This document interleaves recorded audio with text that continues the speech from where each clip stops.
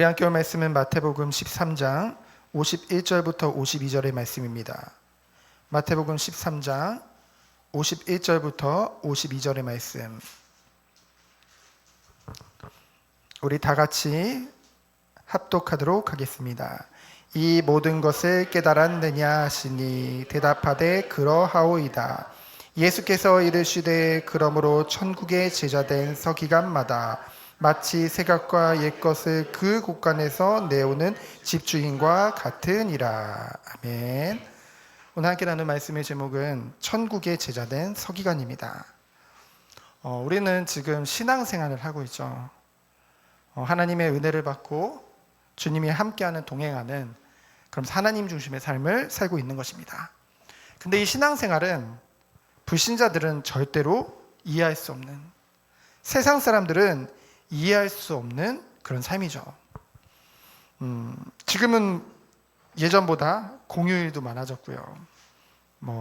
토요일, 일요일은 기본으로 쉬고, 이제는 징검다리 휴일이다, 그러면 임시 공휴일로 정하기도 하고요. 학교에서 예전에는 제가 어렸을 때까지만 해도 당연히 학교는 맨날 가는 개근상을 받기 위해, 근데 이제는 학교 재량으로 방학을 주기도 하고 교장 재량으로, 또는 부모님이 현장 학습이다 그래가지고 한 학기에도 며칠씩 정도가 아니라 열흘 넘게도 이렇게 출석을 인정해 줄 만큼 여행을 가더라도 가족끼리 그런 걸 모두 다 허용하는 시기죠. 그리고 이 세상에는 이제 인터넷이라든가 인터넷으로 인하여서 이 세상 곳곳에 그럼 가보지 않더라도 그 어느 곳에 재밌고 즐거운 것이 있는지를, 또는 즐길 수 있는 것이 있는지를 공유할 수 있고요. 그곳에 빠르게 갈 수 있는 그런 교통수단도 발달됐죠. 예전보다는요. 그러다 보니까요, 이제는 그 안에서 사람들은 즐기기를 원합니다. 그래서 인생을 일만 하다가 죽을 거냐, 즐기자. 그래가지고 이제는 예전에는 해외여행 가면 특별한 거였지만은 요즘 저희 딸 이렇게 친구들이나 봐도 한 학기에도 두세 번씩 또 해외를 가기도 하고요. 거기에 그것을 위해서 모아서 그 쓰는 것에 대해서 전혀 아깝지 않는, 왜냐면은 그것이 그들에게는 너무나도 즐거움이고 가치가 되기 때문에요. 그에 반해서 성도들의 삶은 어떤가요? 성도의 삶은 성경에서 말하는 삶을 사는 게 성도의 삶이거든요. 예수님이 어떻게 말씀하셨고 하나님이 어떻게 말씀하셨는지. 근데 성도의 삶을 보면은 매일의 삶이 어찌 보면은 세상을 등진 삶이에요. 어찌 보면은 세상의 즐거움을요. 세상 속에서 살고 있지만은 절제하라 하고요, 자족하라 하고요. 그리고 이제는 우리가 예배의 자리로 지금도 왔잖아요. 보통은 퇴근 후에 쉬어야 되는데 다들 쉬어서 지금 시간이면은 저녁 먹고 다들 편하게 누워서 TV 보고 이렇게 내일을 좀 즐기고, 그리고 어떤 사람 운동도 하러 가고 실내 골프도 치러 가고 이런 식으로 다들 쉬고 있는데, 우리는 지금 예배 자리로 와 있단 말이에요. 세상 사람들이 봤을 때는 이제 이해가 안 가죠. 그리고 게다가 세상 사람들은 열심히 저축하고 눈에 보이는 것을 쌓기 위해서 노력하는데, 우리는 이제 수입의 10분의 1을 앞에 드리죠. 기쁜 마음 드리죠. 그것도 모자라서 이런저런 여러 가지 연보도 많죠. 어쩌면은 세상 사람들이 봤을 때는 진짜 이해가 안 가는 거예요. 보통은 돈을 내면 그만한 또 즐거움을 얻게 되어져 있는데, 뭔가 그거에 대한 대가를 이제 받고 뭔가 그런 게 있는데, 교회라는 곳은 오히려 우리가 헌금을 드리고 우리가 또 우리 몸도 헌신하는, 그러니까 사실 세상 사람들이 봤을 때는 절대로 이해할 수 없는 삶이란 거죠. 게다가 여기서 그치는 것이 아니라 예수님께서는 너희들이 이 복음을 인해서 미움을 당할 것이고요, 그리고 우리가 이 복음 때문에 때로는 희생하고 늘 섬기는 자리에 있을 것을 말씀하셨고요. 그리고 나의 성공, 내 인생을 향해서 사는 것이 아니라 하나님이 원하시는 삶, 그 원하시는 자리에 있으라고 말씀했죠. 그래서 우리들은요, 늘 사람들은 돈 앞에, 성공 앞에, 그것에 가치를 두고 살아가지만은 우리는 하나님 앞에 하나님을 경외하는 삶으로, 세상 사람들은 눈에 보이는 것을 쌓기에 바쁘지만은 우리는 영원한 천국에 하늘 상급을 쌓는 자로 부르셨다는 것이죠. 그래서 우리들은 사실은 진짜 그 말씀이 맞아요. 아무도 찾지 않는 길, 좁은 길, 협착한 길이지만은, 비록 그런 길이지만은 우리는 어떻게 갑니까? 그것을 억지로 가는 것이 아니라 감사와 기쁨으로 갈 수밖에 없다는 것이죠. 왜냐하면 주님이 우리와 동행하시기 때문에, 하나님이 그 길을 축복하시기 때문에. 오늘 이제 7가지 천국에 대한 비유 중에서 마지막 3가지 비유를 말씀하고 있습니다. 그래서 이 3가지 비유를 통해 천국, 곧 하나님 나라에 대해서 설명하고 있는 것이죠. 그것의 핵심이 되는 복음마저도요. 그리고 그 복음을 우리가 증거할 것을 말하고 있습니다. 그럼 첫 번째로 비유가 뭡니까? 밭의 감추임 부화죠. 44절입니다.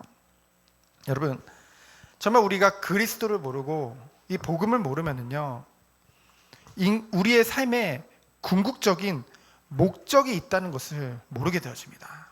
그렇죠? 그래서 정말로 하나님이 주시는 말씀을 우리가 아는 정도가 아니라 깨닫지 못하면은요, 그것이 그냥 하나의 지식일지라도 성령께서 깨닫게 하시겠지만은 그것을 깨닫지 못하면 어떻게 되냐면요, 삶의 목적을 잃어버리게 돼요. 그러면은 신앙생활을 하면서도 끊임없이 복잡하고 끊임없이 어려운 것입니다. 근데요, 우리가 그것을 우리의 힘으로는 알 수가 없죠. 왜 그렇습니까? 죄로 인해서, 그리고 그 죄의 본성으로 인해서, 그리고 이를 가지고 유혹하는 사단의 존재가 있기 때문에. 그렇죠?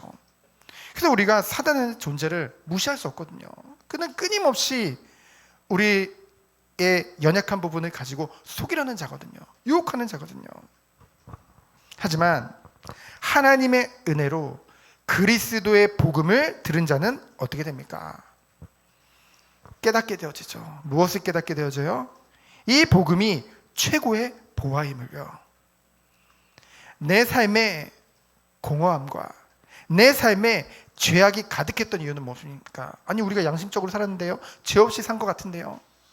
그러나 하나님의 말씀과는 다른, 성령의 열매와는 다른 그런 삶의 열매들이 우리 안에 너무나도 많았잖아요. 이러면은 아닌데, 나 없는 것 같은데. 정직한 분들은 그럴 수 있어요. 그렇죠? 그러나 우리도 모르게 미움이라는 것이 있고요, 시기라는 것이 있고요, 그리고 원수까지도 사랑할 수 없는 그런 우리의 연약한 부분, 한계가 있었단 말이에요. 근데 그 모든 것을 뛰어넘게 되어졌다는 것이죠. 그것이 무엇입니까? 바로 하나님의 사랑과 은혜인 줄 믿습니다. 그것이 그냥 하나님의 사랑과 은혜가 하나님에게서 머물러 있는 것이 아니라 그것이 실제로 우리에게 왔다는 거죠. 베풀어졌다는 거죠. 누구를 통해서요? 예수 그리스도를 통해서. 하나님께서 나를 택하시고 사랑하시고 죄인된 우리에게 은혜를 베풀어 주신 것이죠. 은혜가 뭡니까? 이 사랑을 알도록 하시는 것이죠. 이 은혜는, 하나님이 우리에게 베풀으신 은혜는 바로 십자가 복음인 줄 믿습니다. 죄인된 나를 위해 죄 없으신 하나님의 아들인 예수님이 성육신 하신 거예요. 그래서 왜 오셨습니까? 죄인된 우리를 살리시기 위해. 인자가 온 것은 섬김을 받으려 함이 아니라 도리어 섬기려 하고, 많은 이들, 이 죄인된 우리를 위해서 대속물이 되기 위해서 오신 줄 믿습니다. 그러면서 어떻게 했습니까? 성부 하나님께 죽기까지 복종하신 것이죠. 저는 지난 이제 고난주간을 통해서 어떤 생각을 했냐면요, 예수님이 십자가에서 모든 고통과 모든 고난을 다 당하셨는데 그 엘리 엘리 라마 사막다리, 그 말씀이 다시 한번 마음에 부딪혔어요. 정말로 완전한 하나님이시면서 완전한 인간으로 오셔서 우리의 모든 죄를 짊어지시고 그 십자가에서 그 죄의 고통, 하나님과 단절된, 그리고 하나님의 진노를 몸소 다 받으셨다는 거죠. 그러니 하나님이 정말로 하나님의 잃어버린 그 양들, 그 영혼을 볼 때 얼마나 애타겠습니까? 그렇죠? 그 수치와 그 모멸, 그 고통을 다 당하셨다는 것이죠. 그리고 약속대로 십자가에서 죽으시고 3일 만에 부활하신 줄 믿습니다. 사망 권세를 이기시고 부활의 첫 열매로요. 첫 사람인 아담을 통해서 모든 사람이 죄인이 되었는데 둘째 아담인 예수 그리스도를 통해서 우리가 모두 의롭다함을 받은 줄 믿습니다. 그것이요, 하나님이 우리에게 주신 거죠. 믿음을 선물로 주신 거죠. 아낌없이 베풀어 주신 것이죠. 그래서 우리는 거저 주신 은혜 정말 감사하며 사는 것이 우리의 삶인 줄 믿습니다. 그래서 이제는 이 사랑과 이 은혜를 가지고 우리가 무엇을 누려야 되겠습니까? 출애굽한 이스라엘 백성들에게, 애굽에 노예된 그 종들된 이스라엘 백성들을 하나님이 출애굽하셨어요. 바로 약속의 땅 가나안 땅으로 이끌지 아니하시고 어디로 보내셨습니까? 광야 40년을 보내셨죠. 이 광야를 교회라고 또는 학교라는 표현을 쓰죠. 하나님의 백성이 하나님의 백성다운 삶을 살 수 있도록 그 믿음 생활이 무엇인지를 하나님이 가르쳐 주신 거예요. 어디서요? 그 광야라는 그 40년의 시간표를 통해서 하나님이 교육하신 것이죠. 거기서 무엇을 가르쳤나요? 끊임없이 이스라엘 백성들은 변하지 않았어요. 틈만 나면 하나님이 아닌 다른 것을 바라보고 다른 것을 의지하고 끊임없이 그들이 가진 죄의 본성을 따라가는 것을 우리는 보게 되어지죠. 그러나 하나님은 그 하나님의 백성들을 포기하지 아니하시고요. 그들이 성막 중심으로, 말씀 중심의 삶, 예배 중심의 삶으로 인도하신 줄 믿습니다. 그것이 바로 지금의 교회죠. 그래서 믿음은 들음에서 나며, 들음은 그리스도의 말씀을 통하여서. 그래서 그리스도가 우리에게 주신 말씀은 무엇입니까? 바로 새 계명을 너희에게 주노니. 이제는 우리가 우리를 위한 삶이 아니라 주를 위한 삶으로, 우리를 위한 삶이 아니라 하나님의 영광을 위한 삶으로, 세상을 따라가 사는 삶이 아니라 이제는 말씀을 따라서 하나님의 은혜 안에서 사는 자로 부르신 줄 믿습니다. 이제는 내가 아니요 내 안에 예수께서 사신 것이라. 날마다 성화의 삶으로, 날마다 거룩한 하나님의 백성으로 세워 가시는 것이죠. 그래서 이제는 우리를 통해서 빛과 소금으로 하나님이 영광 받으시기 위하여서, 그러면서 영원한 천국을 바라보면서 우리는 무엇을 준비하는 거예요? 마지막 때를 준비하는 거죠. 매일의 삶이 심판주로 오실 주님을 기대하며 살아가는 것입니다. 그래서 우리가 착한 거룩한 신부로 준비되어지는 것이죠. 그래서 이것을 발견하면 어떤 축복을 누리게 됩니까? 오늘 44절의 말씀과 같이 기뻐하며, 이 기쁨을 이기지 못하죠. 우리에게 주어진 이 복음을 생각할 때. 그래서 복음을 가졌다는 것, 천국을 소유했다는 것은 무엇입니까? 영원한 것을 누리는 거예요. 완전한 것을 누리는 것입니다. 그렇기 때문에 이것이 우리에게 최고의 가치로 여겨지는 것이죠. 그러면 어떻게 되는 거예요? 이 사람이 어떻게 했어요? 자기의 모든 소유를 다 팔아서 그 땅을 사는 거죠. 왜 그렇습니까? 그 보화의 가치를 발견했기 때문에. 억지로 합니까? 아니요. 기쁨으로 모든 것을 드릴 수 있는 것이죠. 이것이 성도의 삶입니다. 성도의 삶은 억지로 얻기 위한 삶이 아닌 거예요. 최고의 가치를 발견하고 그것을 위해서 모든 것을 드릴 수 있는. 세상은 이해할 수가 없죠. 왜요? 그들은 발견하지 못했기 때문에, 발견할 수도 없기 때문에, 하나님의 은혜가 없이는, 성령의 도우심 없이는 발견할 수 없는 거거든요. 그러니 우리는 뭡니까? 감사하면서 그 길을 가는 것이죠. 어려운 길 같아 보입니다. 성도가 가는 길은. 하지만 어렵지 않죠. 왜요? 성령이 함께 하시기 때문에. 그러나 쉬운 길 같아 보이지만은 또한 쉬운 길이 아닙니다. 왜 쉬운 길 같아 보여요? 말씀만 따라가면 쉬운 길이잖아요. 성령의 도우심 때문에. 근데 그게 잘 안 된단 말이에요. 왜요? 여전히 우리는 죄성을 가지고 있기 때문에. 그래서 우리는 날마다 싸우는 삶이죠. 영적 싸움을 싸우는 삶입니다. 하나님이 이 길을 우리를 가도록 우리를 부르신 거예요. 하나님이 원하시는 길이죠. 그렇다면 두 번째로 비유가 무엇입니까? 좋은 진주를 구하는 장사라고 했습니다. 45절로 46절이죠. 진주라는 것은 이 시대에 지금보다 훨씬 더 굉장한 가치를 가지고 있는 거였어요. 존귀한 것의 표상이었죠. 그래서 앞에 보아의 비유에 나타난 사람은요, 그것을 우연히 발견하고 그리고 그것을 막 얻기 위해 했잖아요. 그런 거와는 달리 진주에 대한 전문적인 지식을 가지고 좋은 진주를 찾고자 구하고자 했다는 점에서 이 사람은 뭔가요? 세상에 허망한 것을, 세상에 영원하지 않는 것을 쫓는 사람이 아니라 진리를 추구하는 자죠. 구도자라고 하죠. 곧 심령이 가난한 자, 의에 줄이고 목마른 자, 하나님의 나라를 사모하는 자요, 하나님의 은혜를 사모하는 자인 줄 믿습니다. 하나님이 기뻐하시는 자죠. 그래서 그는요, 구도자로 끊임없이 최고 가치 있는 것이 그 진리를 찾아서 헤맸다는 거죠. 그래서 어떻게 됐습니까? 46절에 보니까 극히 값진 진주 하나를 발견하매. 극히 값진 진주 하나. 여기서 하나는 여러 개 중에 하나라는 뜻이 아니라 이 단어의 뜻을 보면은 오직 하나라는 뜻입니다. 오직 하나를 발견했다는 거예요. 뭡니까? 이는 그리스도의 십자가의 희생과 사랑으로 인간이, 이 죄인된 우리가 하나님으로부터 베품을 받아 얻게 된 구원의 그 축복인 줄 믿습니다. 그래서 오직 예수만이 하나님께 나아갈 수 있는 유일한 통로임을 말하는 것이죠. 그 은혜와 그 사랑을 발견하게 되면 어떻게 되는 거예요? 자기 소유를 다 팔아서, 이 사람은 진주 도매상이거든요.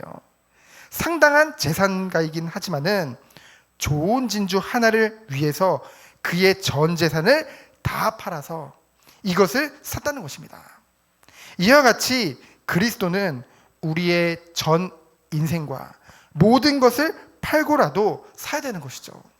근데 우리에게 은혜로 이 크고 귀중한 이 진주를 우리에게 발견케 하시고, 그것이 날마다 우리에게 최고의 가치가 될 수 있도록 하나님이 말씀을 통해서 우리에게 깨닫게 하시고 인도하신다는 것이 얼마나 감사한 일입니까?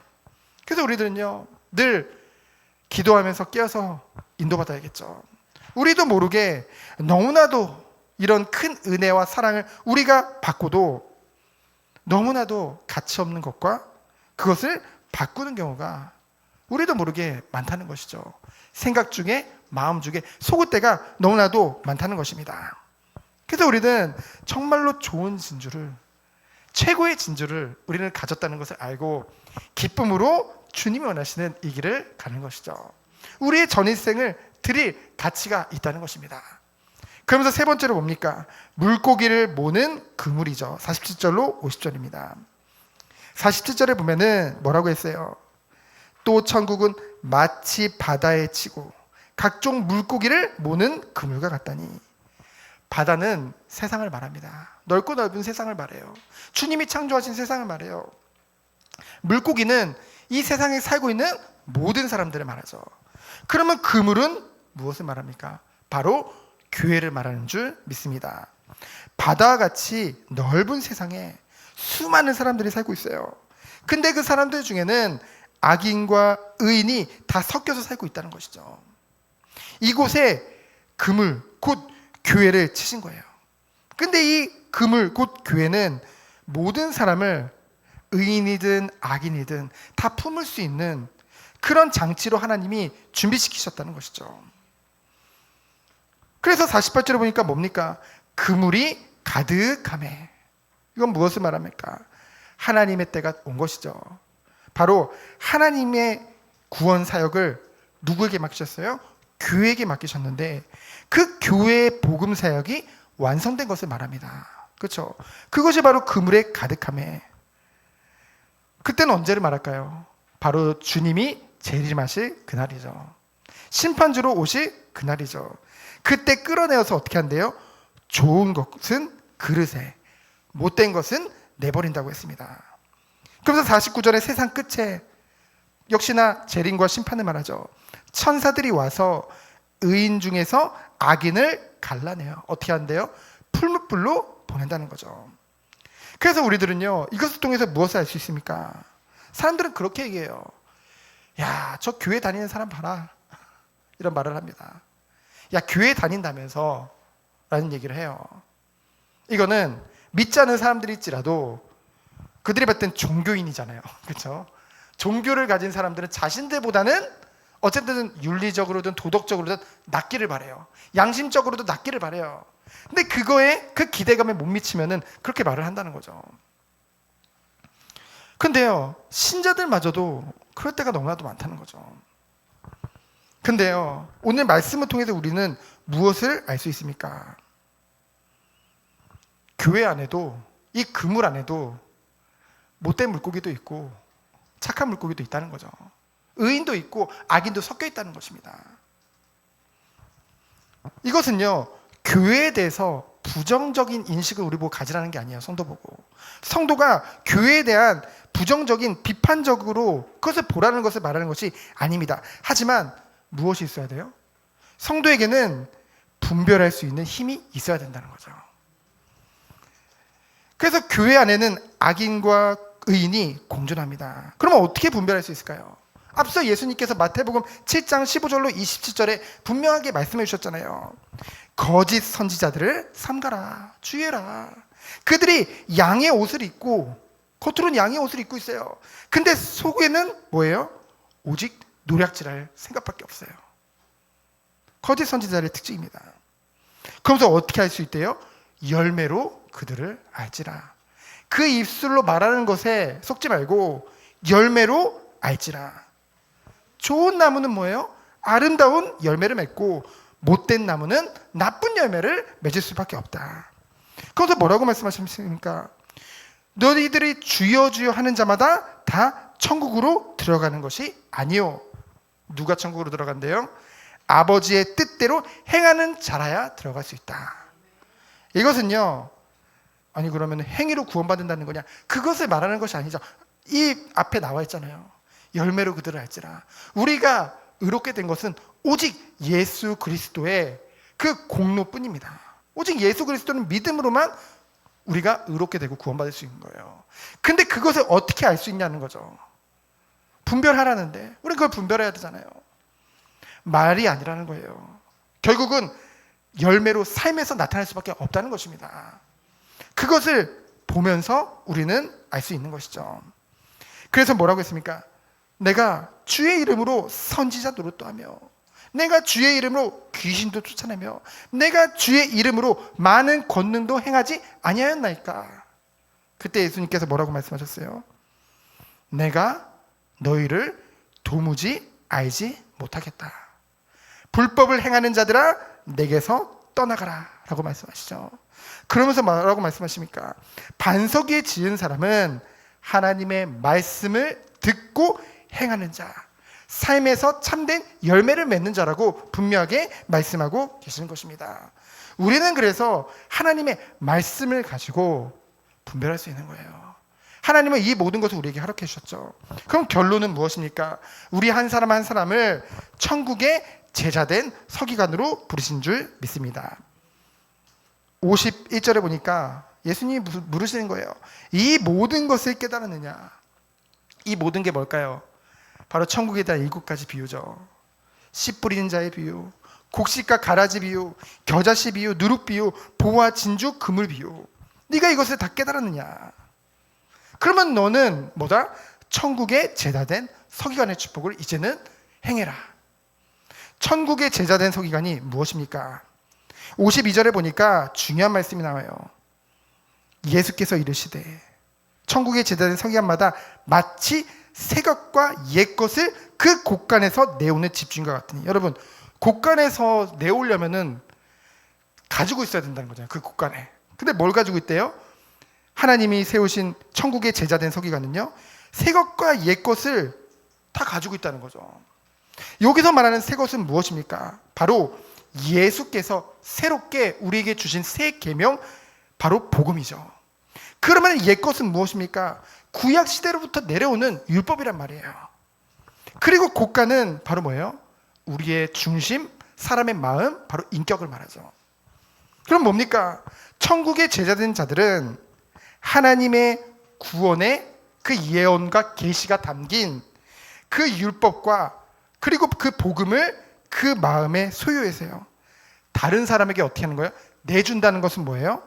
전파해야 될 그런 사명이 있다는 것이죠. 하지만 모세의 제자된 서기관들은 어땠어요? 그 예수님 맨날 십자가에 못 박으라고 하고 예수님 가는 곳마다 어떻게든 책 잡아서 죽이려고 했던 그 서기관들은 어땠나요? 오직 모세의 율법에만 집착해서요. 복음을 거부하고 새 계명을 거부하고 알지도 못하고요. 그러니까 뭡니까? 율법, 그렇지만은 그렇다고 해서 이 율법이 무시된 복음 또한 있을 수 없다는 것이죠. 그래서 무엇 말입니까?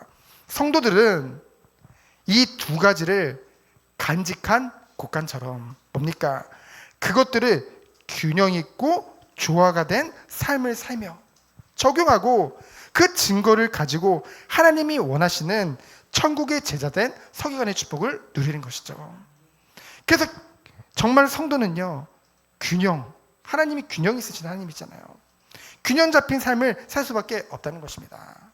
그래서 정말로 우리가 하나님의 은혜로 구원을 받았다고 한다면은 우리의 삶이 그렇게 살려고 안 하더라도 결국 하나님이 우리에게 주신 율법은 뭔가요? 결국 하나님의 형상을 닮은 거룩한 삶이거든요. 그렇게 인도함 받으면서 이제는 불신자들이 봤을 때도 불신자들이 우리를 사랑하지는 않아요. 왜냐하면 근본 이게 마귀에게 붙잡혀서 그렇죠? 죄의 종로를 타고 있기 때문에 우리를 사랑하지는 않습니다. 하지만 인정할 수밖에 없는 그런 삶을 성도가 살 수밖에 없다는 것이죠. 그것이 바로 뭐예요? 이 새 것과 옛 것을 그 곳간에서 내오는 집주인이라는 거죠. 그 축복을 누리는 우리 모든 성도님들 되어지기를 예수 그리스도 이름으로 축원드립니다. 시간 기도합니다. 하나님 감사합니다. 우리를 이 시대에 천국의 제자된 그 서기관으로 불러주심에 너무나도 감사드립니다. 옛것과 새것을 조화롭게 누리며 삶에 적용하며 우리가 어느 곳에 가든 빛과 소금의 역할을 하는 우리 모든 성도님 되도록 주께서 축복하여 주옵소서. 살아계신 예수 그리스도 이름으로 기도합니다. 아멘.